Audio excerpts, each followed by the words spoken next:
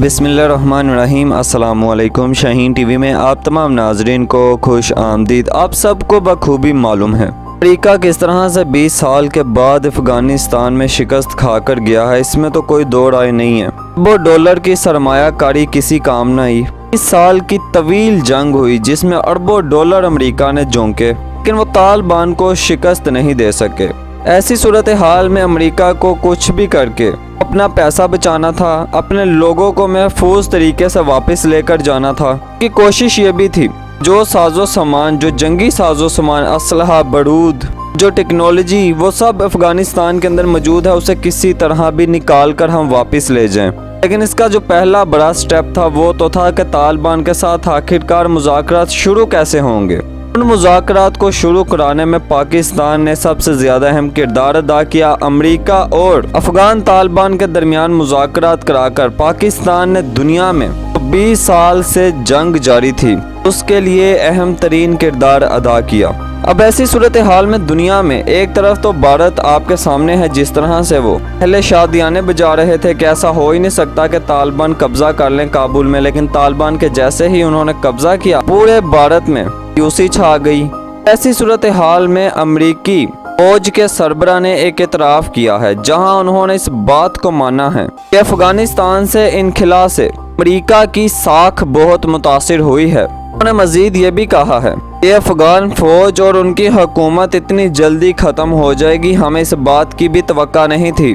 General mark ملی نے اپنے بیان میں کہا ہے کہ افغانستان میں القاعدہ دوبارہ سے منظم ہو سکتی ہے۔ واشنگٹن میں افغانستان کے حوالے سے ایک بڑی ہائی لیول کی میٹنگ ہوئی ہے۔ اس میٹنگ میں جو اظہار خیال کیا گیا ہے وہ بڑا اہم ہے۔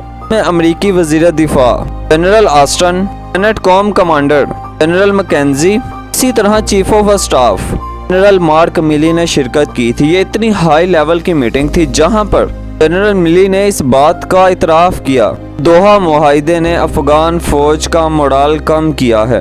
حیران کن بات یہ ہے، ایک طرف طالبان کی حکومت بھی بننے دی اور دوسری جانب یہ طالبان کی حکومت کو اب تسلیم بھی نہیں کر رہے۔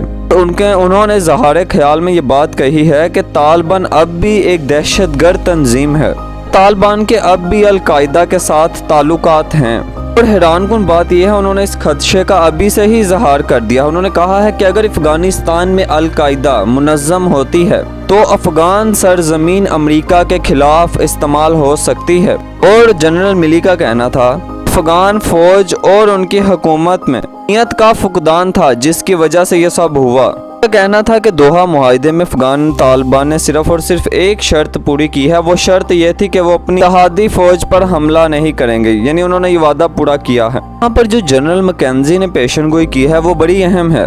وہ کہتے ہیں کہ آنے والے دنوں میں سب سے پہلے تو میرا یہ ماننا تھا کہ ہمیں افغانستان میں اپنی فوج رکھنی چاہیے کہ امریکی فوج جیسے ہی نکلی تھی وہاں پر افغان فورسز متاثر ہوئی تھی۔ انہوں نے کہا ہے کہ طالبان کے زیر اثر افغانستان سے پاکستان پر دباؤ بڑھ سکتا ہے، آنے والے دنوں میں پاکستان کے لیے مشکلات بڑھ سکتی ہیں، لیکن اس حوالے سے ذبیح اللہ مجاہد پہلے ہی کہہ چکے ہیں کہ ہم پاکستان کو اس بات کی گارنٹی دیتے ہیں کہ اپنی سرزمین کا پاکستان کے خلاف استعمال نہیں ہونے دیں گے، پاکستان ہمارا دوسرا گڑھ ہے۔ ہم امید کرتے ہیں کہ طالبان انشاءاللہ تعالی اس بات پر قائم و دائم رہیں گے اور اسی طرح ہی پاکستان کی لیڈرشپ کے ساتھ مل کر کام کرتے رہیں گے۔ لیکن اب دیکھیں دنیا کی سپر پاور کے سربراہ وہ کس طرح سے، اب دیکھیں معاملات کتنی تیزی سے دنیا کے بدل رہے ہیں۔ آج دنیا کہہ رہی ہے کہ دنیا کی سپر پاور امریکہ نہیں چین ہے، اور چین ویسے ہی طالبان کے ساتھ تعلقات بہتر بنانے جا رہا ہے۔ پاکستان بھی اس بارے میں سوچ رہا ہے۔ آنے والے دنوں میں بہت سارے ممالک طالبان کی حکومت کو تسلیم کر سکتے ہیں۔